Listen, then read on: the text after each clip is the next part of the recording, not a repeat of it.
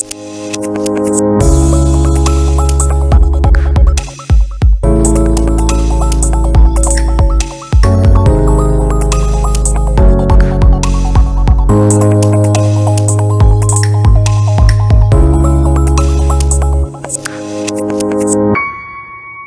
have a special guest today, and a very special guest actually, thanks to our very good network. And this is the importance of networking when you have a good, connection based, a base of people or a group of people who you're well connected with, or a good quality. So quality is better than quantity, and you get introduced to some real stars from the real world. So yes, we have I'll tell you what, let me give his introduction. We have somebody coming onto our show. I'm going to give him a call shortly and we're going to have a chat with him. This is somebody called Geraint Jones.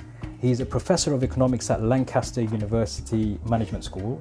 He was the director of the Work Foundation in London from 2014-15 and has previously worked at Dartmouth College, New Hampshire, and at the Australian National University. He has published widely on efficiency measurement in leading economics journals and is author of several books in the field of labor economics and economics of education. Geraint is a regular commentator on economic events on TV and radio, such as the BBC, Al Jazeera, Sky, RT, and his most recent work focuses on the nature of the gig economy at regional level in the UK and on the employment effects of retail sector development. So those of you who are watching or listening, if you wish to connect with Geraint, his Twitter handle is at GERAINTJOHNES. But we will note that and we'll put that in the comments a little bit later on. But just to give you a taster of somebody who we've got coming on. So this guy, he's a professor, he's an author, he's a regular commentator on mainstream media. We're going to have him on the show live over a telephone conversation. And we're going to speak to him on the potential effects of what's going on right now and how it's going to impact the general public. But before we do that, Ali Khan over here decided to, or suggested more accurately, the title of Buying Habits, Wanted or Needed. Do you want to elaborate on that? To be fair, I don't think the timing could be any better for such a topic. Purely because our habits were changing on a day-to-day anyway. But recently, we're going to have to mention the lockdown. I know people don't like that word anymore, but that's really changed the game again. My question is, has that catapulted us into the future? What do you mean? Okay, so we've been seeing a gradual decline of the high street as it is. Okay. I'm not aware of anything you can't buy online now. Right. We're starting from fresh veg to clothes to furniture to property. It's vast, isn't it? You were discussing people as well the other day, weren't you? You can buy people online? Wow, okay, that's a different conversation. We're not at the watershed. But not buying people like for consumption purposes. Well, I don't know, Disclaimer, you might consume them. But one of our friends, he might be watching, but actually he is watching, was talking about platforms where you can, it's not buying people, but being introduced to people. Anyway, moving on. So, yeah, I mean, have wants become needs? One of the things we'll be discussing. And also our spending habits, our buying habits, our spending habits, because apparently they're not the same, right? Spending and buying. Well, yeah, this is the thing. We were discussing this earlier. Yeah. And you see, some people are just wired to think profit and loss. Some people are just wired to think about the actions they take or the purchases they make, what kind of benefit they're going to have. They always think benefit. Is it going to benefit? And if it's not going to benefit, is it an expense or is it an investment? You see, so it's the difference between buying something and spending your money on something. Yeah. Generally, okay, we can argue that it's just semantics. It's just words. They mean pretty much the same thing. And, there is an argument for that, a legitimate argument for that. But the question is, sometimes people buy things for the sake of, or with the view that something's going to come off the back of it, or they're going to get a return on their investment in some way. There's going to be a benefit to it. and some people just spend without the thought, or they might decide, even the people who buy things might decide to spend that time as well because they enjoy themselves. It doesn't really matter whether you get something, we just live in the moment. So I guess this is what we're looking at, is how have these habits changed in recent years? We will notice it more than perhaps the generation after us, because they've kind of they've come into or grown into a very cyber world. Okay. They won't even remember a lot of the brands, for example, high street retailers that we know. I mean, I vaguely remember Woolworths. I was just going to mention Woolworths. Who remembers Woolworths, by the way? If you remember Woolworths, I want you to comment in the comment section. It's going to give me an indication of how young or mature you are. Yeah, but how many more of these are we going to see? I think, is Toys R Us still around, or did they close? I don't know. I've got a feeling. But a lot of retailers have gone online, haven't they? They've had to. Yeah. They've had to kind of adapt. Because of us, because of the way that we're spending our money and what we're spending it on. You know. Nas remembers Woolworths. Okay. You old horse. He's giving the game away there. Yes. But yeah, this is... okay, they're still big in Oz. Is that... Keith, is that Toys R Us or is that Woolworths we're talking about? Oh, wow. Didn't know that. Still remember shopping at Woolworths. I'm 29. How many more brands are we going to lose our high street? And the question is, this lockdown, has it catapulted us into the future or has it set us back? That's a good question. What do you think? Do you think this current lockdown and the climate or the arrangements that we have now, has it given us a mindset that, or at least kind of pushed us to further action on some things that we may have already believed in, that, you know what, the future is online? How many of you are people who have retail stores and have now decided to go online? I'd love to hear your story and what your reasons are, and what kind of pros and cons there are in doing that. But yeah, I think you might be right. There are a lot of people who have different types of businesses who have decided to go online. But what about from a consumer's perspective? What about people who do the shopping? Right? The average person, I mean, every person does some kind of shopping. What do you prefer? I mean, do you find it that it's more convenient? Do you think there are other struggles surrounding online stores? Do you think it's more competitive because it's online? Do retailers find it that they are now competing with the big boys if they've gone online? Can they buy stock for as low a price as the big boys, and can they sell it? These are the questions are really, really interesting. Thanks, Keith. So in Australia, they've still got Woolies. Wow. C&A. Ramiz, I remember C&A. What did they sell? Was it clothes, wasn't it? C&A. Did you guys have a C&A in Burton? Listen, we are villagers, like Beardos. We don't have C&A. C&A. Did we have if C&A? I'm remembering correctly, was the face of the Eagle Centre. It's called Into now. Okay. So as soon as you sort of approach the Eagle Centre, it was the first shop on the right-hand side. I can't think what it is now. Frazana says, personally, I believe this lockdown has certainly differentiated what I need from what I want in a positive sense. How? That's very interesting, Baji. But how do you? How has it? What kind of examples can you give us? Wa alaikum assalam, Brother Shahid. These are interesting questions, and I don't think there's any one set answer for stuff like this. I think it's quite complex. There's not going to be, is there? But the thing is, I don't know if you guys have this in your town or city, but we're from little old Burton-on-Trent. I think it has to get a shout out, has to get a mention. You're a migrant, Majid. Yes, technically yes. You're originally from Scotland, though, aren't you? Yeah, I was born and raised in Scotland. Yeah. But then I always say this, like, when people ask me where I'm from... Do you now consider yourself a Burtonian now? That's a difficult question. To be fair, I've never really considered myself belonging to a place. Because when someone asks me where you're from, I feel inclined to give them a bit more information. My grandparents were born in India. Okay, yeah. Because there wasn't, yeah. My parents were born in Pakistan. Yeah. I was born in Scotland.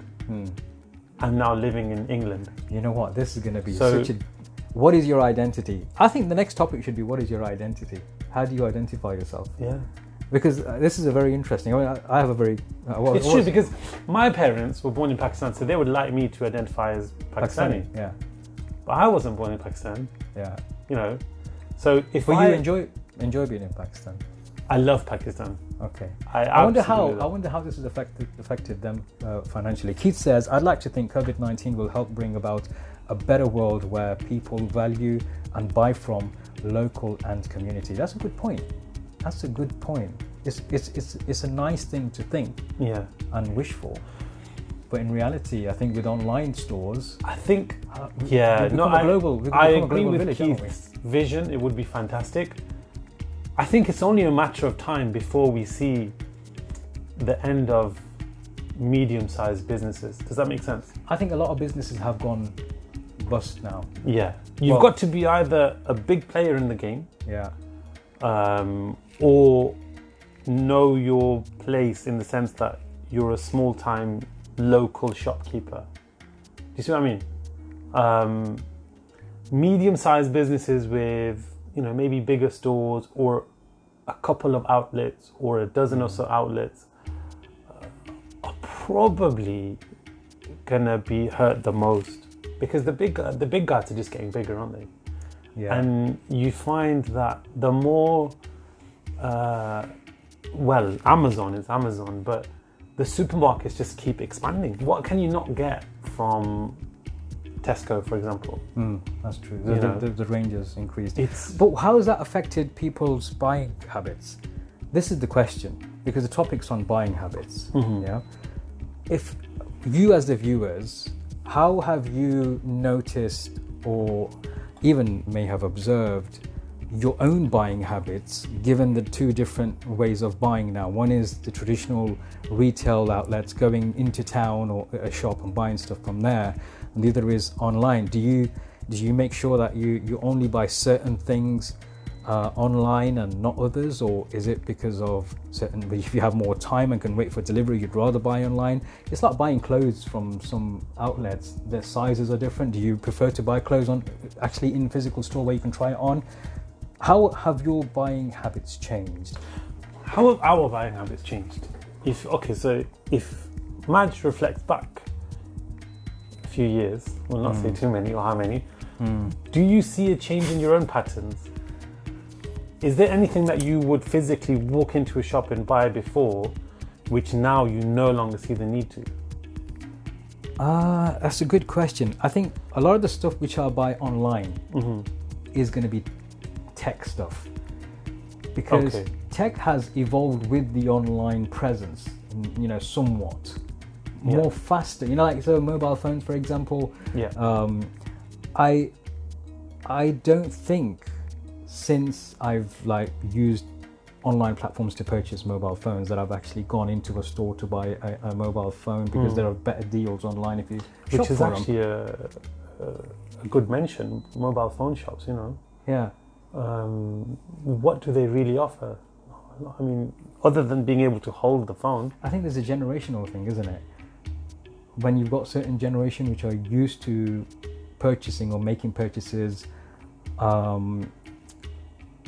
in a retail store or a physical store, they've got somewhere to go back to if they're not sure about something. I tell you, here's the thing. From my own experience, this time last year I started a project in the kitchen, and I bought a lot of stuff online, as well as down at the local hardware stores, big hardware stores, right? Like B&Q and Wix and stuff like that.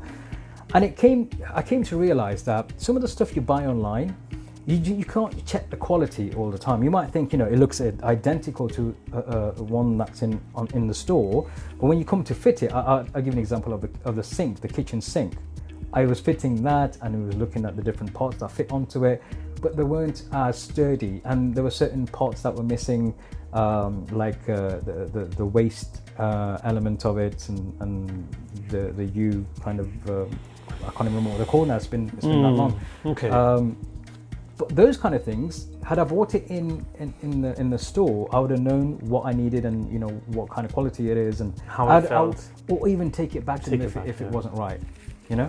So if there's something that you buy online, you've got this issue, especially when it concerns physical objects, that you might not be able to take it back. But our habits are going to change as time goes on. But I wonder, I'm going to bring in our guest now. I wonder how much changes are going to come off the back of what we're in right now, and how they're going to affect our habits or our behavior or shopping behavior. So I'm about to call, for those of you who might have missed the beginning, we've got a special guest joining us on the phone. This is Professor Geraint Jones. He's a professor of economics at Lancaster University Management School. He's an author. He's been on BBC, Al Jazeera, Sky, RT, and yeah, he knows his stuff. He's an economist. So I'm going to give him a call. We're going to have a quick chat with him to find out, in his opinion, how is the economy likely to change, and how is it going to affect us, the average Joe Blogs. If you've got any questions relating to the economy that you would like to ask the professor, do put it in, and we'll ask him. But we're going to continue what we've been talking about very shortly. We're just going to have a quick chat with the professor before we continue. Hopefully you can hear him. Hello. Hey, good evening. How are you doing? I'm good, thanks. How are you? Very well, thank you indeed. You are live now. We are running our show of the Beardos, and you have our viewers watching, or actually listening to our conversation. So I've just given them a brief introduction of who you are, and we will actually get into the conversation, if that's okay with you. Yeah, I've been listening. I've been listening to all your talk about Woolies and C&A, and it brought back memories of the time when my family went for a long weekend in Amsterdam. Okay. And I messed up completely on the packing. I was doing the packing, and I forgot to put in any underwear for myself. Instead of putting it in the suitcase, I put it in my underwear drawer. And we arrived at Amsterdam, and I saw that I didn't have any underwear, and the place that I went to get underwear was C&A. So I was very glad that C&A still exists in the Netherlands. Wow. How long ago was that? I guess that was about 10 years ago. Wow. Okay. See, I'd never heard of C&A before. I don't know whether I was, in a cave? In a cave or something, or I was just oblivious to it. Maybe we did. I just don't remember the store, but maybe... You're just a young guy. You know what? I agree with you. I'm just a young guy. That's what it is. I agree with you. I'm not going to argue with that reasoning. So we were discussing, because of buying habits having changed and evolved over the last couple of decades, things like what's happening right now, the current circumstances, with COVID-19 lockdowns having an effect on the economy.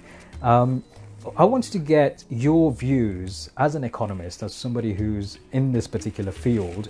I mean, nobody can, I guess, be 100% accurate in their predictions, but from an economist's point of view, what are the likelihood outcomes of what's happening right now financially? How are they likely to impact the general public? What we don't know, really, is how long it's going to last. Sure. We know it's very severe, and this quarter, the period between April and June, we can expect there to be a real fall in economic activity in the UK. If you look at it just in terms of the numbers of people that do different things in the labour market, you've got some people that are able to work at home, like I'm working from home, and other than having all my meetings online, everything's just about as it normally is. And a lot of people are able to work from home. There's estimates say that about 37% of people can work from home. Then you look at people who are key workers. There are people in health and social care. There's people that are producing food and drink and other necessary goods. They may be in agriculture, or they may be in food processing. There's utility workers looking after the supply of electricity, gas, looking at water supply. There's people still involved in transport. And if you add up all those that are key workers, add up all those that can work at home, then you come to around about 2/3 of all employment in the UK is made up by those.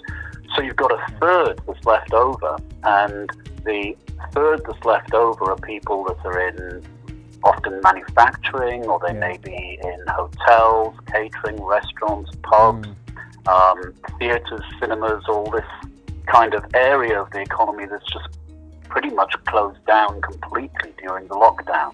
So we can expect there to be a reduction in output a reduction in what we call GDP or national income of around 30%, of about a third over the second quarter of the year, which is when the lockdown is in place.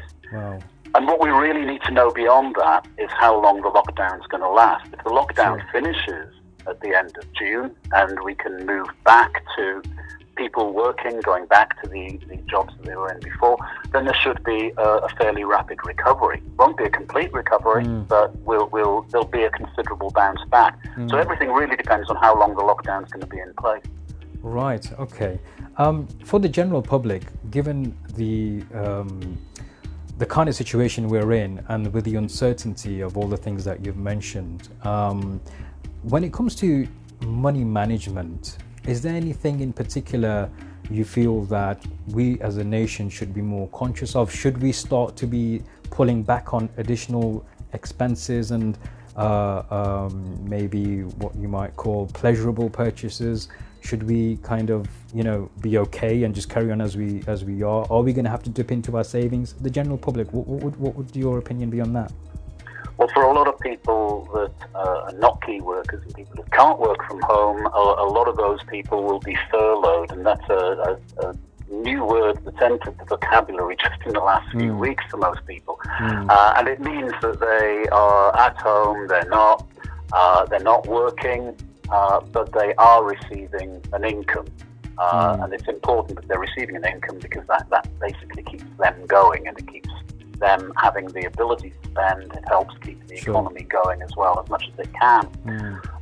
That can't go on indefinitely, and there are some people who will fall in between the cracks. So for self-employed people, for example, who can't show a record of having earned an income over the last 3 years, then some of them will fall through the cracks, and they'll already be relying on their savings. For everybody else, where does this 80% of their income come from? Well, it comes from the government's budget, and the government's budget ultimately comes from the taxes that we pay. So there's a big bill that's going to need to be paid one way or the other at the end of the day, at the end of all this. How big the bill is depends on how long the crisis lasts, but there is going to be a big bill. So ultimately, either the government will have to spend less, or we've already had 10 years of austerity and that's not left us in a good place, or there'll have to be increases in taxes, or the government will have to borrow. And if the government borrows, then that means we'll have to pay back later. So ultimately, it may be the case that people will need to rely on their savings because, looking 2-3 years down the road, people may be taxed more. Okay. You still there? Yeah, I'm still here. Okay, so Good point, actually. You got another question? sorry, Ali, did you? Or have I flummoxed you completely? No. It's, you mentioned some really important things here, and I think these are things which most of us would probably not think about on a general basis. We don't. It's obviously this is something that has become your profession, and the average person out there doesn't usually think in such depth or in such detail of potential outcomes or what's actually happening or even understand what's actually happening to a certain degree. Definitely, yeah. So I mean, Ali, for example, runs a retail business, and it's this is affecting him in a different way to, let's just say, for example, myself, who's running a consulting business. It's affecting me as well, but it's affecting me in a different way. Those people who are employed are being affected in different ways. I think one of the things that we wanted to kind of get in today's conversation was, as we're talking about buying habits, are we to expect buying habits to change because of what's going on? They may do, because our patterns of living have already changed, and in some ways that could be quite fundamental. We are communicating online now. You, I guess, Majid, are doing pretty much all of your consulting work at the moment online. Absolutely. I certainly am. This is like my 7th meeting of the day, and it's all been online. Yeah. And a lot of those meetings may have happened in the past by us moving, out of our offices into some other place, traveling in order to do it. We may go to an international conference. We may go down to London for a meeting, or whatever. And there's a lot less travelling could happen as people have been forced to discover the power of video conferencing of one kind or another. Yeah. So that's one big thing, and it really throws into question then big projects, infrastructure projects like HS2. Just a few weeks ago, we were talking about how great HS2 was going to be for the economy, and it certainly does bring benefits with it. But if people are going to be travelling less, the need for that project is less than it was. Sorry, go on. So and I think people are finding their values challenged a little bit by this. People are seeing cleaner air around, and they're thinking, do we need to travel around as much? Well, it's like one of our viewers has mentioned just a few minutes ago. It's gotten them to rethink the whole, idea of what's wanted and what's needed. The difference between it. I think we were discussing this earlier on. People have reevaluated, how they're actually living. The basics of, the basic necessities of life. In Punjabi and Urdu, in our nations, there's a saying, roti, kapda, makan, which basically means food, clothing, and shelter. That's it. These are the basic necessities of life, and we don't want to go into Maslow's hierarchy of needs and elaborate on those things, but that's essentially where it all stems from. But because I suppose to an extent, we've lived our lives so like a conveyor belt system. We've become somewhat of a producer-consumer market. As human beings, one produces, the other consumes, or we like to produce, or we like to consume, and this is getting us to really think about everything all over again. Yes, and what kind of work do we value? There's a lot of questions being asked about the salaries that footballers are paid, or TV stars, movie stars, whatever, are paid, compared with what we now realise are really essential workers. Somebody, sorry to cut you, somebody posted something the other day that said, we now realise that movie stars are not heroes, they're entertainers. Yeah. But they're entertainers who can entertain many thousands of people at the same time. They can do one day's work, and that feeds into many thousands of people who are all willing to chip in a little bit of money to go and see a movie. So you pay a $5 to see a movie. You add up all those $5 that are seeing the same performance. The same performance. And so it pulls together, and a lot of money becomes available to pay those people. But if you look at essential workers such as road cleaners, garbage collectors, nurses, they have to do what they do on a one-on-one basis. They have to be right there providing the service. They can only serve small numbers of people at a time. And I think that's where really what economists say that the movie star is earning rent. They're earning sums of money that they don't really need to be earning in order to keep them doing that kind of work. And those rents are, in a sense, they're good because it's money for nothing, but in another sense, it distorts the incentives that we've got, and it means that we've come to value people because of the nature of their jobs rather than the importance of their jobs. That's deep. That's deep. You're going to get some real cogs turning tonight, you are, Geraint. I know we mentioned that you need to get off very soon, but before you leave, Geraint, just a quick one for you. If from an economist's perspective, if there was one thing that you visualize or you observe around you from the general public, and you thought, I wish I could just tell the world this, and they'll be a lot better off in the future, what would that thing be? What would that bit of advice be? Don't rein in your own aspirations.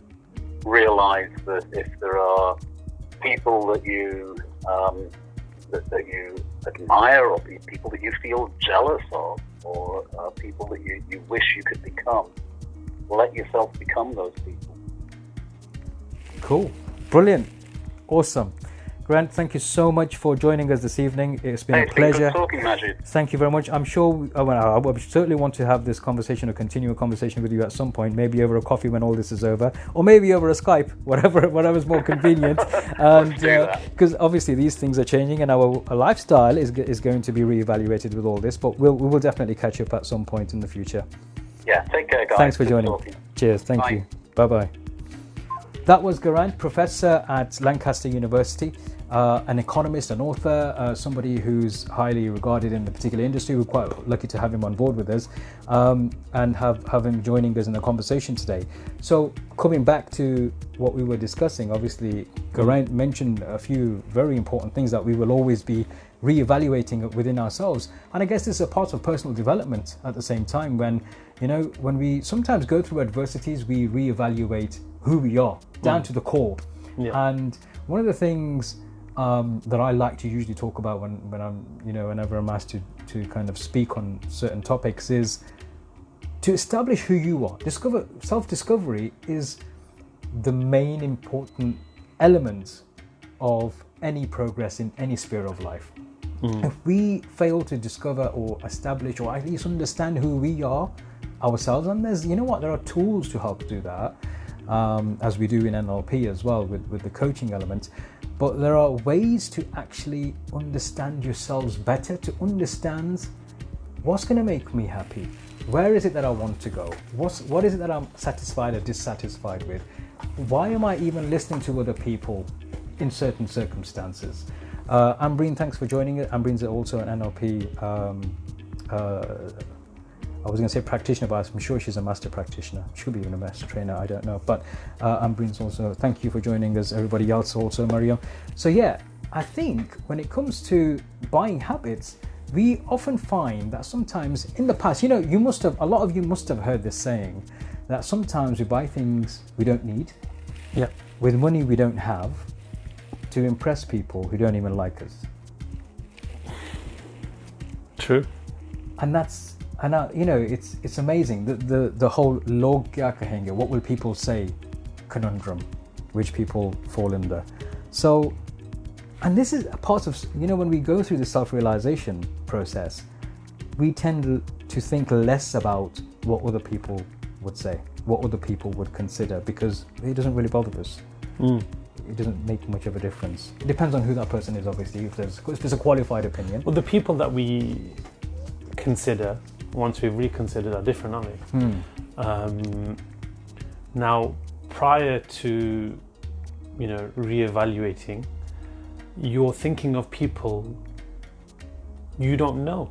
You're thinking of neighbors, or, you'd go down the street and who would see you.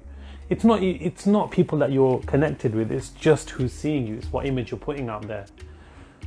Once you've kind of considered everything, thought, okay, this is what's right for me, this is what I want to do, this is what matters and what doesn't. Yeah.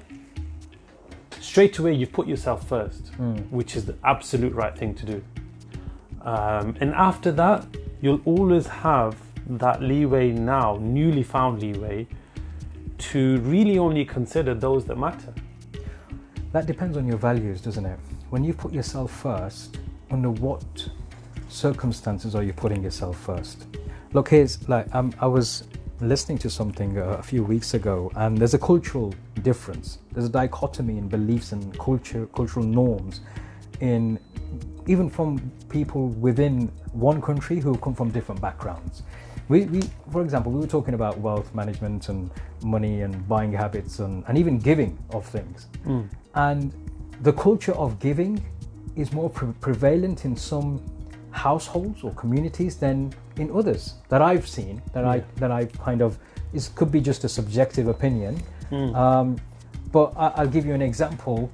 The idea of somebody coming to your house as a visitor and you giving them your last piece of bread. It's, in some cultures, especially like our culture, it's a rewarding act. Whereas in some cultures, and rightfully, there's nothing wrong with thinking this way, but if they think that, hang on, it's my last piece of bread, I can't share it because I'll have nothing left, that's just their mindset, right? I'm not saying it's right or wrong, but I'm saying that when you think about yourself, different value systems will enable you or disable you to take different actions. Well, there's two ways of thinking about yourself. One is introducing your own values and what you believe to be right or wrong. Yeah. So being true to yourself. Yeah. The flip side of the coin of thinking about yourself is the more literal sense, thinking about yourself. Sure. You know? Sure. So there's always two ways to put yourself first. So in one sense, you're not actually thinking about yourself. You're thinking about your value system. Yes. In the other sense, about who you are. About who you are, what your values are, what you represent, Yeah. what's important, what's your right thing to do, like your right thing to do. Yes. And in the other sense, you're thinking about yourself because you're thinking just about yourself. Yeah. Or about yourself more importantly. I think, well, again, it depends on the context. There's a reason why on aeroplanes, when they give you the lowdown on what to do in an emergency situation, they say, look, before you do anything, put your own mask on before you start helping anybody else. Yes. So this is important, isn't it? In that context, contextually, we've got to put things in the right their right contexts and the right places. So it can get as that complicated, but when it comes to expenses and spending, again, it's different. So like when some people give charity, they see it as an investment. For those of us who believe in the afterlife and rewards that we get, that's an investment. Or some people just out of sincere passion, or see, some see it as rewarding Yeah. in the sense that for themselves it makes them feel good, and it's and others see it as rewardable. Yeah, and exactly what Keith is saying. He's saying it's rewarding for yourself Yes. to give away our bread. Welcome salams. I think Zohar has just joined us. We had a couple of other mentions actually of brands that we no longer see. Adams. What's Adams? Adams. Is that the baby place? Or am I thinking something different? Possibly. Wasn't Adams the place where they Might have sold been before my prams and time. stuff? I don't know. You're not that young. I vaguely remember their logo, if that's anything. Was it an apple? Or was that someone else? That's Apple though. Oh, well, of course. Yeah, it is now. Or was it Adam's Apple? Baby clothes, and that says it's baby clothes. He was right. The younger generation will only remember the shops we are losing now, like Debenhams, because the shops that are around now to anyone 25 and under have always been there. Debenhams is gone, right? Has it? See, this is the thing. I rarely shop. How do we not know this? How can Habit. such big household brands, because these are considered household brands. Woolworths was a household brands for, was it 99 years? 100 years? And they're disappearing. And this is what I'm talking about, buying habits, is that you can have a big brand that's been a part of generations and generations drift away into oblivious, and we don't even know. Like, I know of Debenhams. I've probably never really shopped in Debenhams. It's slightly out of my league, but I know it's always been there. Is it there now? Is it not? Well, I suppose if it's not been on your radar where you would normally shop, you wouldn't know, would you? Yes. It's like, for one reason or another, people decide to shop at their specific or preferred Primark, outlets. If Primark was to not be there, I'd know straight away. Same here. For certain and that would be a thing. Yeah. So yeah, you would know. But if it's not your normal go-to, like Yasser would know if there's no Waitrose around. Waitrose, yes. Yeah. Of course. Yeah. And what's the other one? Pret à manger. Pret à manger. Do you know what? I didn't even actually know how to pronounce it. I always read it as manager. I don't know why. I don't know. Maybe I'm just not cultured enough. But, I believe it's a French name. I believe it would be prêt à manger, something like that. Okay. See, it works when you say it like that. Baby clothes. Okay, so Apple was baby clothes. Debenhams is in administration. Wow. Okay. Well, this is the thing. If you shop normally at places like that, you would know, wouldn't you?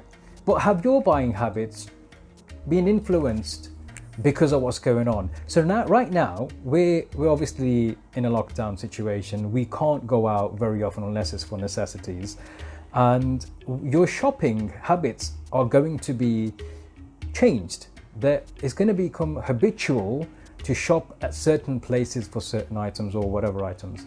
Now that you're being accustomed to shop in a certain way, do you think you're likely to carry that forward and carry that into your lives even when this is over and done with? That's the question for you. Do you think what's going on right now, and which is creating new habits, or at least breaking certain habits, maybe certain habits are being evolved, do you think those habits are likely to continue once you, because there's this thing about 21 days of doing something and it becomes a habit, right? Well, that's one thing that has come from this lockdown and these restrictions is a lot of people have discovered what they can do from the comfort of their own home. Yeah. See, I would never think to order fresh fruit or vegetables online.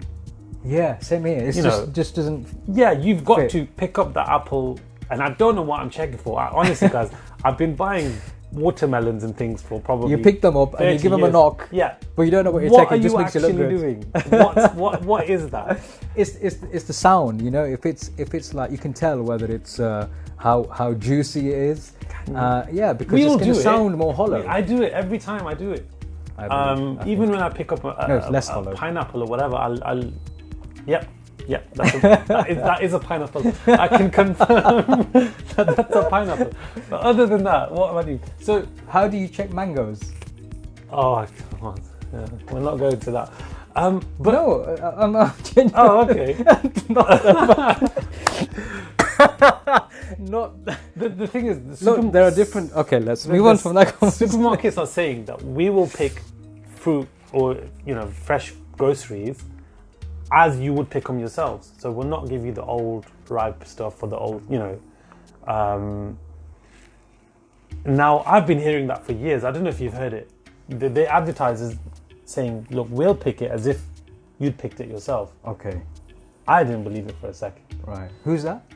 I can't remember which Okay, one of the supermarket. supermarkets. One of the supermarket Okay. brands. Anyway, but now I think a lot of people will have warmed to that idea. Like, for example, a couple of our friends have been trying to order groceries online for days. Yeah. And it was on one of the WhatsApp groups. Yeah. it's There not is available no till slots Friday. available. Yeah. And apparently they've never come across that before. I've ordered online groceries every now and again, but that's for things like dry goods. Yeah. Well, I or might. chocolates. The thing is, or- when you are ordering online, one of the problems I find, if it gets cancelled, it's going to really cheese me off. Yes. Especially like necessities. Keith says, my son, who's 24 years old, has a habit of buying trainers or trying trainers on in store, then going home to order them online. That's smart shopping. That is smart shopping. That's the way. Becky says, one thing that I don't think will ever end is the DFS sale. Well, it has now. It has now, isn't it? I think They were telling us for years, closing down sale, and we didn't believe them. And now look. Justice Williams, hi Justice, how you doing? Justice says Oasis and Warehouse also gone into administration. Oh wow, okay. Sorry, what Oasis and Warehouse. These are two outlets that have gone into administration. She says, I love online shopping, to be honest, and the comfort of my home. Yeah, I'm the same. I'm the same. She also says some supermarkets usually have a rule that the stuff they pick has to be 5 days fresh. Okay, well, when it comes to fresh fruit, is going to be a different standard that's going to be applied. When it comes to ready-made meals, it's going to be different. Obviously, you've got food safety and hygiene and those kind of things going in there, temperature control and whatever else, and expiry dates. You've got non-perishable goods, which are going to have different kind of criteria. I guess it all depends. But See, some things are better online or in store? online. What about cream cakes? Which is the example I was going to give. I was going to say Right. ice cream. Okay. When they deliver chilled goods, they deliver it in a refrigerated van. So Your frozen stuff stays frozen. Whereas okay. when I pick up, a packet of chips or waffles or whatever, or ice cream, from the time that I walk around with the shopping trolley, check out, car park, drive home, do whatever on the way home. It's kind of, You see what I mean? Yeah, But- temperature change. With the supermarket delivering it, it has not dropped temperature or raised temperature because it's been chilled the whole time, and that's their responsibility. Okay. So a lot of things we're finding are serving us better from the comfort of our own homes. So this is a change in habit. So is it a changing habit for you though, the viewers? I mean, look, the topic for today was about buying habits. Is it wanted or needed? I suppose under the current circumstances, we've reevaluated what's wanted and what's needed. I think that goes across the board. If you are a shopaholic, you're going to probably spend more time shopping during this period just to fill time. Online shopping. Yeah. Than anything else, because you've got more time to do it. But what about the habits themselves? I'm interested to know, are these habits that you've adopted for now likely to continue even after what's going on right now? Or do you think you'll revert back to the way you used to shop before? That's the question. What are we doing different? Okay, what so are you, I'll be honest now.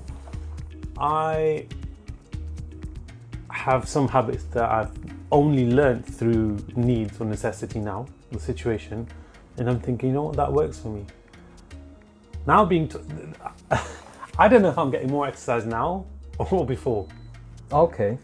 Because it's being promoted now, and it's not just me, because I look out my window and I see so many people going for walks. I see couples walking. Yeah. And I've never, and this is such a heartwarming thing, this is lovely to see, I've never seen so many couples, elderly couples, especially walking, nice stroll.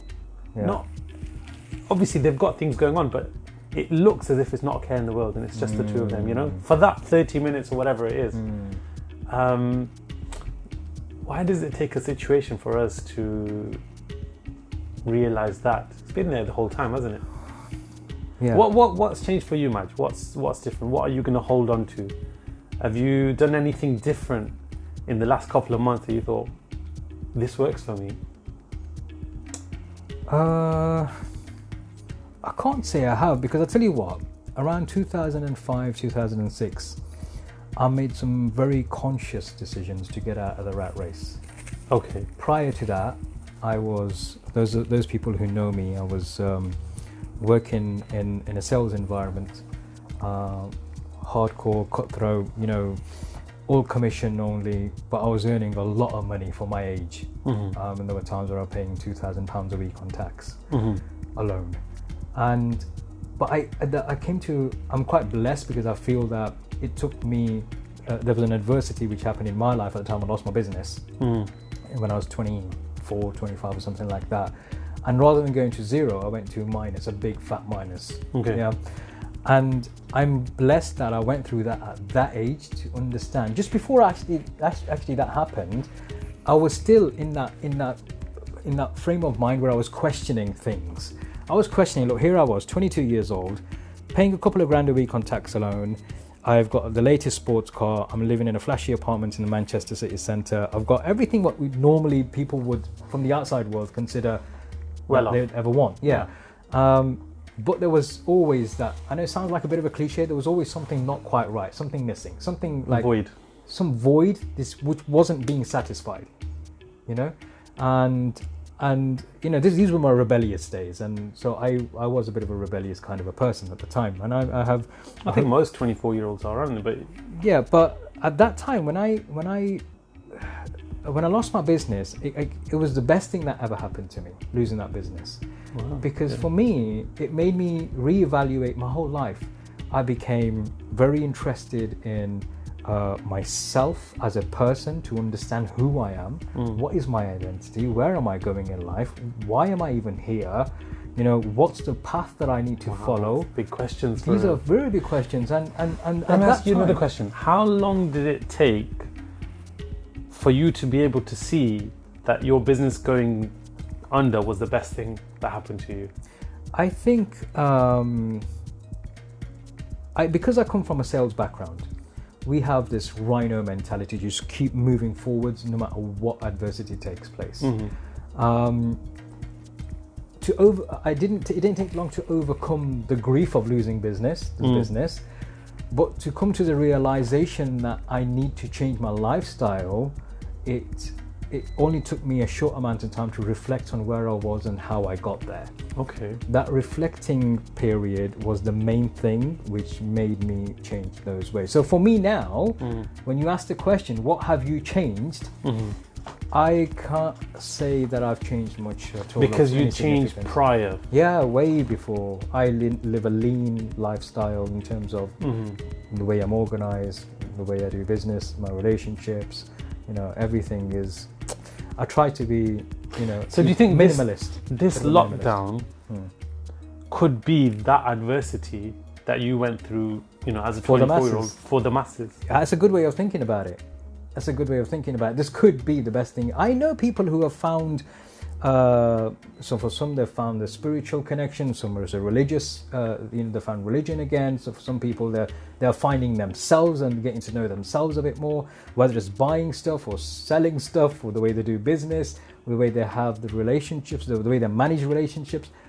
I've seen people's posts, and now that you mention it, with hindsight, it's almost like they're going through what I went through as an individual, and I can relate to that. Now it's more a sort of collective thing for the world, isn't it? For the world. And you know what? I think it's going to bring about, hopefully, I'm hoping a lot of people will take this and as an experience and move forward in a positive way. Do you think people will take credit with a different kind of mindset now, or rely on credit, or live off credit? I think already, as you mentioned the other day, a couple of weeks ago, talking about this, most people in the UK won't survive more than 2 paychecks. And that will automatically get them to start using more credit. And if they're not already, but we've had quite a few comments in, by the way. Garant, thank you. He says it comes and goes. Nas is asking, due to COVID-19, would you be comfortable ordering fruit online? It comes and goes as a response to, does he have a beard, or is he a beardo? Oh, okay. I think Yasser was asking that. So just as saying, Primark would have benefited massively from online shopping sales have gone £650 million a month to zero. Wow. See, yes. That's where they need to be with the times. Yes. Well, it's like Blockbusters, isn't it? Yeah. They've just refused to move, didn't they? Yeah. There's Blockbusters. And the inevitable happened. And you have to move with the time. Look, the people, we have a friend called Ninda who used to be in a band called Achanak. I don't know whether you remember that. I like it. I'll have to look that up later. Yeah, so back in the day, he was talking, his keynote speech in his business, business events, is about how he was going through a period where it was evolving from cassettes, or from vinyls to cassettes to CDs, and because people hadn't changed, they suffered from it. They suffered a loss from it.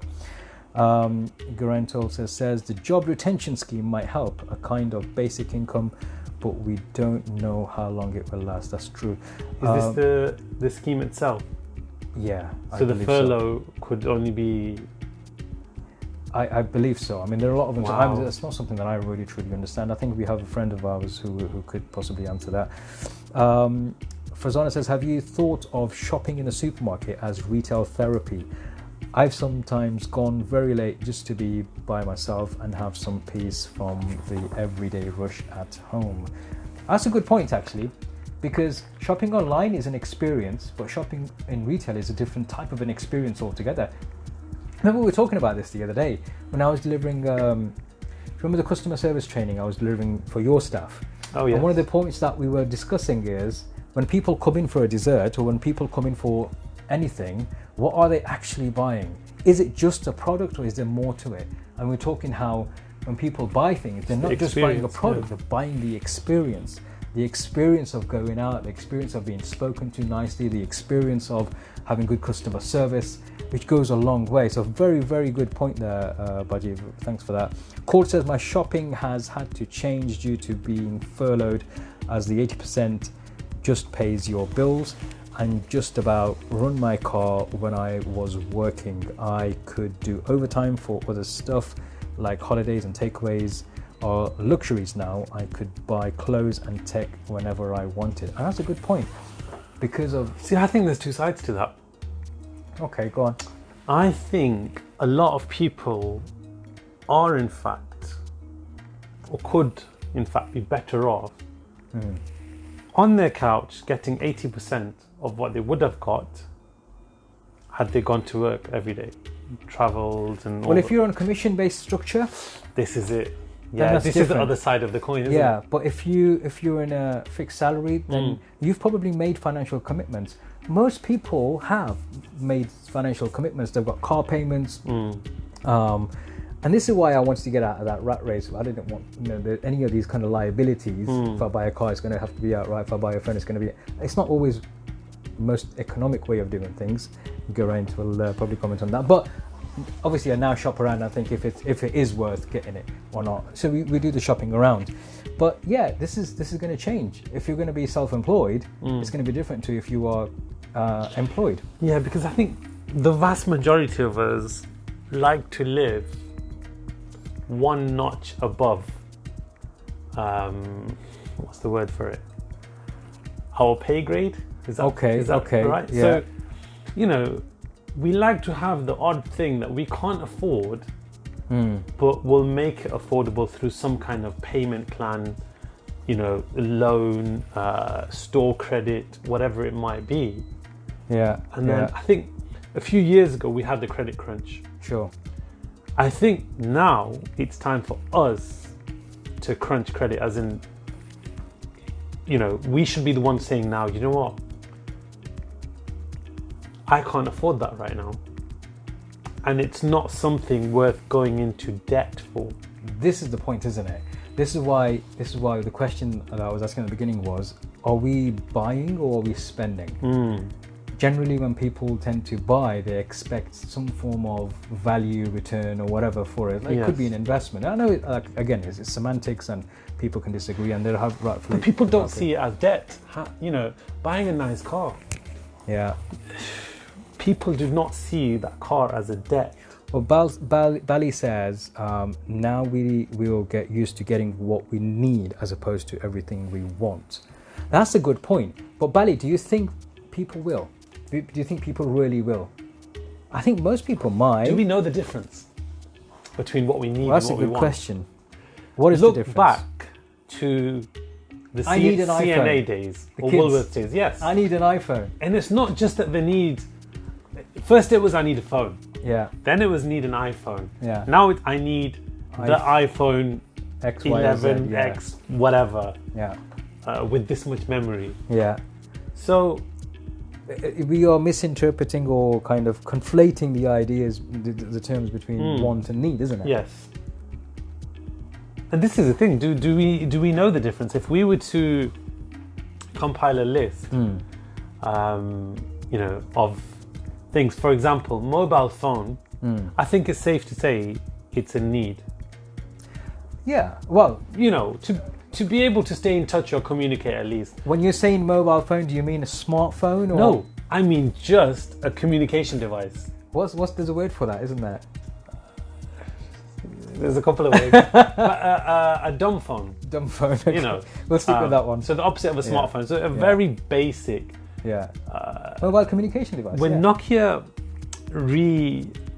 made the 3310, sales were through the roof. Everybody thought, you know what?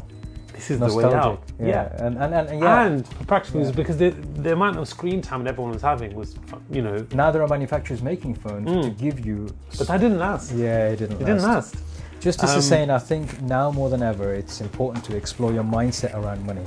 I have zero credit, just a phone on contract.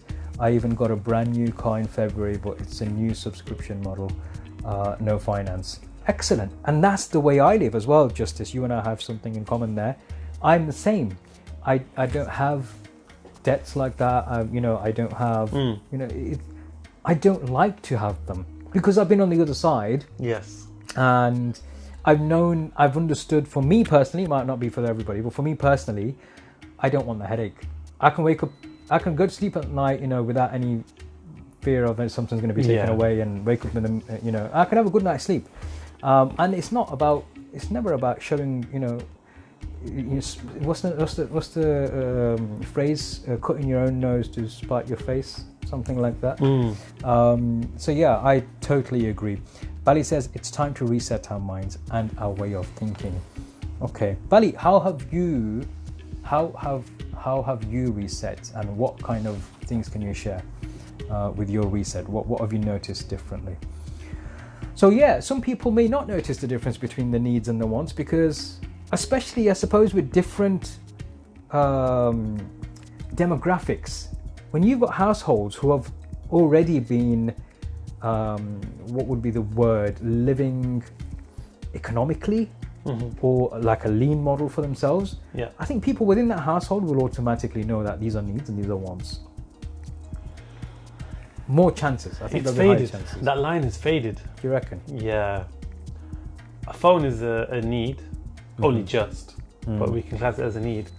An iPhone 13X, Z, XL, 250, I don't know, whatever GB it is a want. You know? A car is a need. But a supercar, latest or BMW hybrid, whatever, with the big shiny wheels. Or a Tesla S model. Yeah, exactly that. Exactly that. It's not. I'm just joking. Yeah. It's not the best time to own a Tesla. Let's be honest. I don't know. Yasser might disagree. Well, all those Some of our savings are Tesla out the owners window. might disagree. because- Tesla owners, do you think it's still okay to have a Tesla in this current climate? I would say Is it- it's socially can you acceptable. justify it? Of course, it's okay, but the savings are just not there anymore. You know. Keith says we're all getting older and retiring now, wanting to replicate those happy memories from our youths. Yeah, I agree. Ali is talking about that all the time, about his youth and trying to replicate his memories.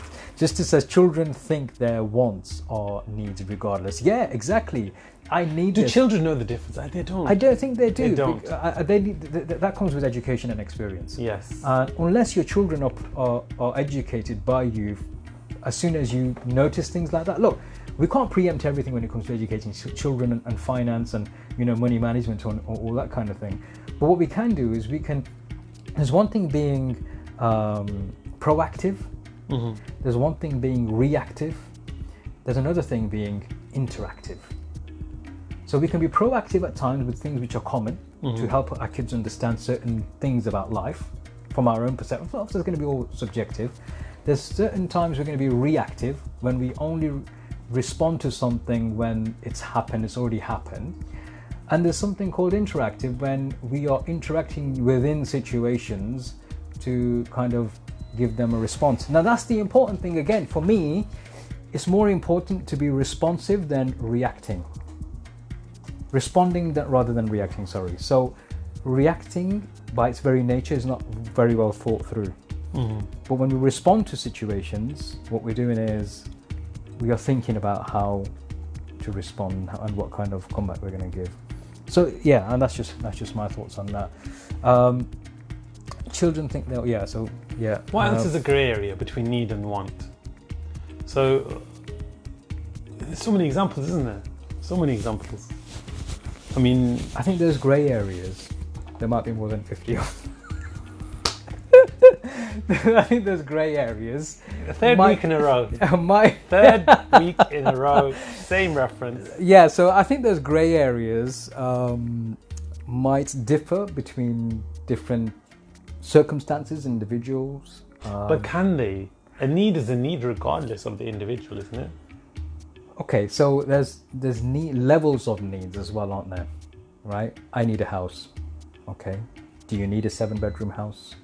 Oh, talking about 7-bedroom house. Here's the thing, we're talking about finances. Sorry, we might come back to that. Guys, we as a group of friends, we do our voluntary work as well. And we have some friends here in Derby. We're in Derby right now. We have some friends here in Derby who are also doing work with homeless people who are living under the breadline, struggling. And we were just told today by one of the guys, one of our friends, that, and we've had this in Burton as well, somebody who you would perceive to be like really well off, but they needed a food parcel. These guys just the other day delivered a food parcel to somebody in a 7-bedroom house. And she was showing them a picture of what she looked like 4 weeks ago. And she was twice her size. She had nothing to eat for 4 weeks. Well, very, very little to eat. So perception. You know, one of the things I talk about, why I say perception is reality, is your reality. What you perceive happens to be a reality in your mind. But this is why we shouldn't prejudge. So many people are struggling now. Yes. You would never have guessed that they would be struggling. Yeah, definitely. So if we've got food on the table, roof over our heads, and we're closed, Blessed. Honestly, very blessed. much blessed. Fortunate. Very much blessed. Bali says, I've never been one to aspire to be a millionaire or act like I am. So, one second. So coming from having it all to losing it and then regaining slowly, I've learned to stay grounded. Yes, I know with you, Bali, and I agree with you. So for me, it's not difficult, as I've learned to focus on my needs, family needs, over flashing my clash, so to speak. Yes, I totally agree, and I know I've known Bali for almost 20 years now, and she is a soldier. Justice says all depends on what you value. It's people's perception of the level of their need. That's a good point. That's a good point. In answer to your question, do people understand the difference between wants and needs? It's their perception of a want. It's their perception of a need. What is a want? What is a need? That's their perception of a want and need. Yes, there are certain basic human needs which nobody can deny in the grand scheme of things. But over and beyond that, like having a car. Do you need a car? You might not. You could get away with having a taxi. You know? But do you need a car? This is true. Having a mobile phone, right? Do you need a specific type of mobile phone? Some people can argue, I do need a smartphone because I run my business off it, like I do. It's a need. But even then there are ways around it. Yes. But where do how you balance it? Smartphones range from under £100 to, are we talking close to £1,000 for the latest handset? Perhaps over £1,000. Over £1,000, about £1,400 latest handsets, the top models. This whole situation, the lockdown, the restrictions. Safed Bush, yes, Farzana says Safed Bush. Yeah, these people are Safed Bush. You see and perceive them to be really well off, but deep down they're not telling anyone they're struggling. And this is why we're here as well. We as friends, we try and do our bit and help in full confidentiality for those of you who don't know. So Bali says, decent roof over my head, good food on the table. That's what matters with people. That's what matters with the people I share it with. Family. Brilliant. Nicely put. Fazana says, living in a big house and not having much. Yeah, and that's it. You know what? You can have all the bells and whistles. But if you're struggling, or you're killing yourself off to keep up those payments. It's which way we've stretched ourselves, isn't it? Yeah. And it comes back to what we were saying earlier, that people will stretch themselves in the most bizarre ways. They'll have to have the nicest car, which takes up over 40% of their income. Look, in your opinion, do you think people do that to show others, or do it for self-satisfaction, mostly? Which one do you think is... It's down to the individual, isn't it? But what do you think is the most common reason, in your opinion? In your opinion as well. What do you think, as the audience, is the most common opinion, or common reason why people buy flashy things? Do you think it's generally for their self-satisfaction, or do you think it's more because they want to show the world, or show other people? Where does it weigh heaviest? I know there's a scale on this, and it might be one way or the other for one person and another way for the other person. But where do you think the majority is? I think for the people who take out debt in order to have something nice or extra shiny in their lives, for the majority, I would say they do it for the way that they're perceived, for their image. Okay. If I've got £1 million, if you've got more disposable income, yeah, and you can afford to buy those nice things, then it's different. You see? Yeah, I would say those people are probably less concerned about what others think. They can kind of fulfill themselves. Generally speaking, there's obviously exceptions. Of course, yeah. But I can't understand the mentality behind really stretching yourself. Yeah. Putting yourself on the breadline in order to have one really standout thing in your life. Okay. And I was actually just reading this comment from Khalid, and I like that. A lot of people are struggling with many issues, and a positive mental health is key. Anxiety, depression, and stress is affecting hundreds of people. I've been doing a lot of support for people of all backgrounds and in different situations. Yeah, Khalid does a lot of work surrounding mental health, and I guess, he sees a different side of things where people are affected, their mental health is affected because of wanting to try and keep up with the Joneses, possibly, and they run themselves down. What does that do to one's mental state? More than just a mental state, you deteriorate, your whole body deteriorates, your immune system becomes suppressed when you're having mental health issues. Your psychological, your rotary functions are affected. All these things are affected. It's quite funny you mentioned that. I was vital reading, organs are affected, the liver and the kidneys. Yeah, I was reading a study the other day. There was it sheep? I think it was either sheep or goats. There was 2 sheep placed in a cage. Right. On the other side was a wolf. Now, one of them, the cage was open, see-through, so you could see the wolf. The other, oblivious to it. Right. So eating, grazing, chilling, whatever. Yeah. The one that could see the wolf died a lot earlier, was a lot unhealthier, all these things.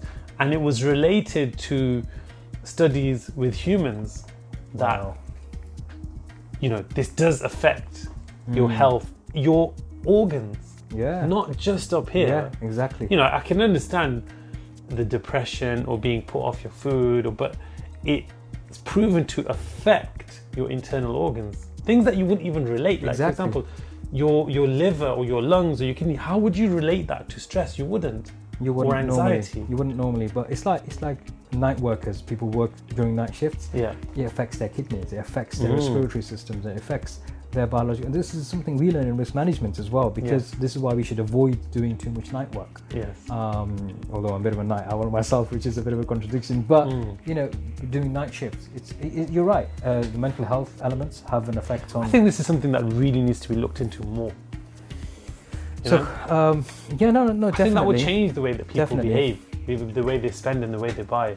If they realised what it was doing to their bodies physically, I think they'd have a whole different perception or outlook. Yeah, definitely. Becky says, when I was younger, I had to have everything new and match to keep up with the Joneses. Nowadays, a lot of my items have been donated and no longer matches. I don't care about material stuff anymore. Yeah, and you know what? And I bet you're a lot more happier now that you're not having to keep up with the Joneses. Khalid says, to feel they have achieved something, luxury is not a necessity. Okay, that could be one of the reasons why people feel that they have to keep up with the Joneses and buy extravagantly beyond their means to try and keep up with the Joneses. So Mohammed Kabir says, Assalamu alaikum Kabir, he says, it's like one street brother said to me, street brother, when a man buys nice alloy wheels, it must be for those looking at him because he can't see them whilst driving. Which is true. Oh, that's interesting. Okay. You're inside the car, aren't you? Yeah, but when you... I can see both sides of the argument here. The same with the actual car itself. Maybe it doesn't apply as much because you're driving it, so you've got the experience of it. But clothes. Yeah. If you have to have real flashy designer clothes. Mate, I know people who wear designer clothes, but they still look not so good. Okay. Well, yeah. The designer clothes can't make you look good, but all it can do is the other person can see the brand. Yes. Or just see them. You know what? That's so true. I've never been in a big... I mean, I bought... I have been in the past before I went through my own transition in terms of my mindset. I bought a £2,500 Hugo Boss suit and it's still lying in my wardrobe. I never even wear it, right? Probably because the waist size is too tight now. But but I don't see the logic behind, how a lot of people, well, not a lot, some people only buy branded stuff. The only logic I see about good quality is the quality. There's some brands, but it doesn't mean to say it has to be designer brands. It's up to some brands, to an extent. Yeah, well, some brands, like for example, you've got the budget brands and you've got the above budget brands, the mid-range brands. I like mid-range brands because the quality of the material is probably better than the budget brands. The cheap stuff, yes. Yeah. cheap stuff is good to buy if you like, for example, going on holiday, you know you're going to just wear it, you can just throw it away or whatever, or recycle it. But we're talking about going past that point. And I don't know if you've seen this as well, but some of the really top shelf stuff, like I'm talking hundreds of pounds for a t-shirt, doesn't even look that comfortable to wear. And I'm not. Who have you? You've got someone's image in your mind. I've got a few now, and the thing is, my mind automatically. This is no offense to anyone out there, but be offended. Kind of offended drifted towards females. Oh, okay. Because I don't even look at females. I don't know what you're talking about. Go ahead, carry on. It's predominantly females that you see looking uncomfortable, be it their shoes, their heels, their dress, jewelry, different things. Men, maybe not so much. Okay. But I'm sure there's plenty of men that are guilty of it too. Of course, I know. So, in fact, I know more men than I do women. The fact that you've spent hundreds of pounds more than you needed to, you're now uncomfortable. You can't, walk comfortably, sit comfortably. You have to stand in a certain way. Yeah. This can't be for yourself. There's quite a weak argument. On that point, somebody said the other day, I mean, I don't pay attention to these kind of things usually, but some of the ladies were having a discussion on a Facebook post, and they were talking about making a point that when we dress up to compete against our girlfriends, female friends, and not to impress men. Okay. Do you think there's I don't know. Possibly. Maybe the women can tell us more. The point being is it's still idea. for others, isn't it? Yeah, exactly. Cord says the generation under you doesn't see it as a stretching themselves because society, internet, and news, TV influences their decision making and tells them that they can afford it and that it's needed. Oh, that's a good point, actually. The way the things are being sold has a big effect on people's buying habits, doesn't it? They're made to feel like they need something, especially the younger generation. Therefore trains the brain to see as it's as a need, as a need and not as a want. It's only if there is an older generation keeping it grounded. That's true. Very true. It's true. And the bigger brands are really good at this. Khalid says women often feel they will be judged and looked down if it isn't designer brand. I can't say. Khalid, why are you talking on behalf of women? Why are you giving an opinion on behalf of women? Is there something you want to come out? Do you want to tell us something? Have you noticed that? For example, let me give you an example. That's a general. Coca-Cola. So a lot of the younger kids, the youth, I'm not going to say kids, teenagers, 20s, they see Coca-Cola as the cola. That's Coke. And nothing else. Nothing else. Yeah. Whatever else you buy now it's not is a B-Tech version. It's a kind of... do you know version. It's a fake almost. It's a failure. Failure. It's not a genuine article. It's not genuine. It's not authentic. Red Bull. Yeah. Red Bull is the energy drink. And anything else that claims to be an energy drink is not. Doesn't sit right. It doesn't look right. You see someone with a Happy Shopper can or there's so many different brands now of energy. They're all the same thing. Well, Justice says there are lots of social media pressure for women. How so, Justice? What does that? I mean, I can understand that on TV, but how on social media? Is it because people generally see other people's perfect lifestyles and perfect figures and all their filtered photos? They feel that they've got to compete. Is that how it is? Khalid says, I've written an article on women back in 2007. Wow. You are not qualified anymore, Khalid. That's a different era altogether. You cannot be talking on behalf of women in 2020 if you've written an article in 2007. I'm just joking. But thanks for that comment. Welcome, Deva.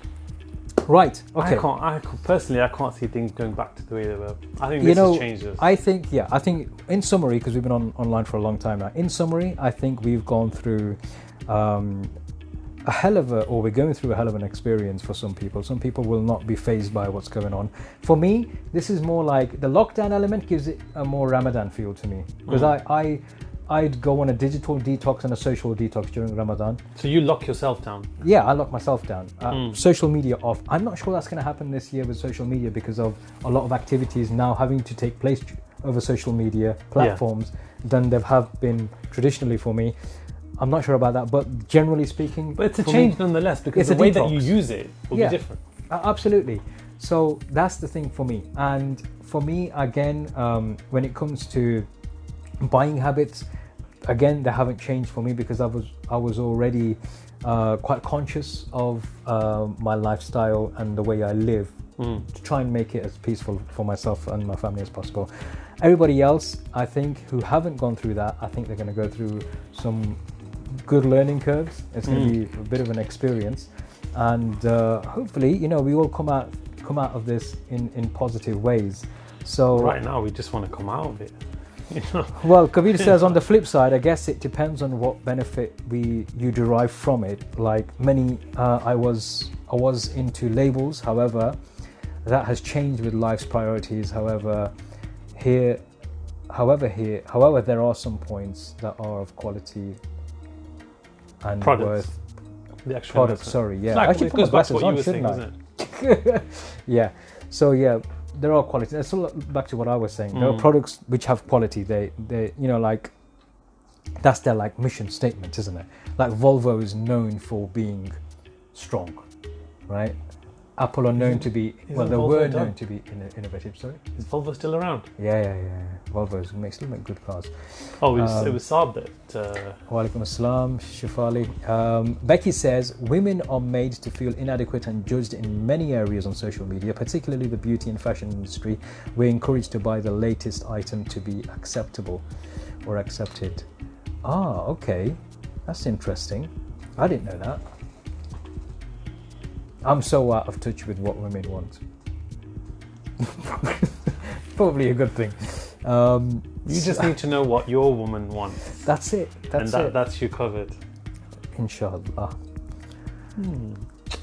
Interesting. I think, to be fair, that this I've learned a few things definitely in this last. Well, it's been a very interesting discussion. Thanks everyone for contributing. It's definitely been interesting and enlightening. Thanks to our special guest, Geraint Jones, for the live call that he attended, professor at Lancaster University. Very much appreciated. Bali says, accept yourself and others will accept you. Bang on. That's it. That's what... There's another cliche, very similar to that. Those who matter don't mind. Yeah? Yeah. And those who mind don't matter. Okay. Sorry, I don't need to. It just came to mind. No, that's interesting. That's good. Yeah. What are we going to interest our viewers with next week? Have we thought of anything? Have we got any suggestions? We had one suggestion about education. What is education? How do we learn? And what do we is wisdom, education, maturity? How are these terms understood? And when we move on in life, what does education? What kind of education is education? Academic education? Are we talking about industrial education? Are we talking about experience?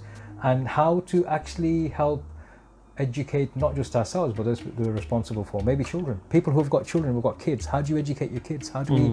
What do we educate them with? What kind of value system are we educating them with, or at least bringing forwards for them? And that was the conversation that we were having the other day. So that could be our next topic.